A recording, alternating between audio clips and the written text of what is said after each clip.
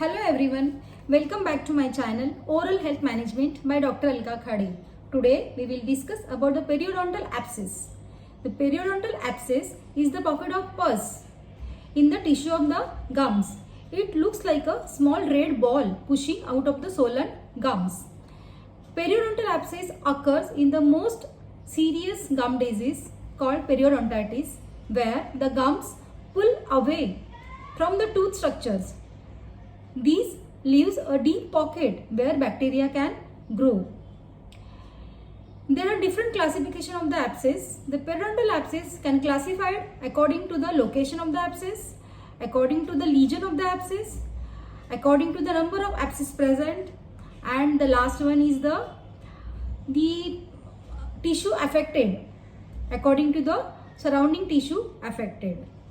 Now we will see the etiology or origin of the infection. Acute inflammatory response to foreign substances forced into the gingiva or gums. The clinical features are painful, tender gums, smooth, shiny swelling of the gingiva or the gum, and there is a purulent exudate, pus formation that is, and increase the probing depth, mobile and percussion sensitive tooth, and tooth usually vital.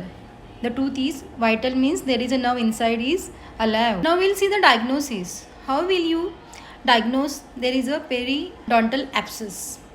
Diagnosis should be based on patient chief complaint, clinical sign and symptoms. Additional information can be obtained through a careful medical or dental history and radiographic examination. Symptoms range from light discomfort to severe pain, tenderness of the gingiva or gums, swelling, tooth mobility, tooth elevation, sensitivity of the tooth to palpation. Another common findings is suppression, either spontaneous or after pressure on the abscess, combined with the rapid tissue destruction and deep pocket formation. The radiographic examination may reveal a normal appearance or some degree of bone loss, ranging from a widening of the periodontal space to a dramatic radiographic bone loss.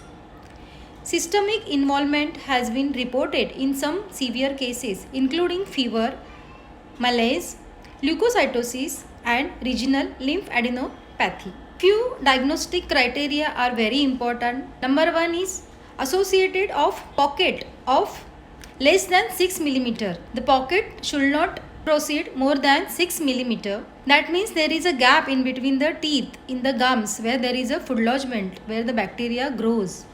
Number 2 is presence of bleeding on probing. If we touch with the probe, then there is a bleed. Evidence of radiographic bone loss. And last one is absence of periapical lesion. Last time we saw the periapical lesion. Now we will see the differences between the periodontal abscess and the periapical abscess. Periodontal abscess, pain, dull, constant, less severe, localized, and patient usually can locate the offending tooth. In periapical abscess, the pain is severe, throbbing pain, lasts for long, deep, unable to locate the offending tooth. Periodontal abscess, pain associated with the movement or percussion is not as severe as with the pulpal disease. But in the periapical abscess, there is severe than periodontal abscess. And in periodontal abscess, there is a lateral radiolucency that we see in the X-ray. There is a black radiolucency on the X-ray.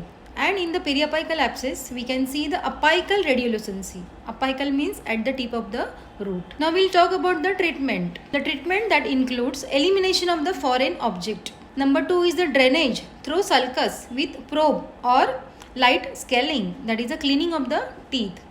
And the last one is follow-up after 24 to 48 hours. Now we'll talk about the protocol recommended. Number 1 is the incision and drainage. Number 2 is the scaling and the root planing. Number 3 is the compression and debridement of the soft tissue wall.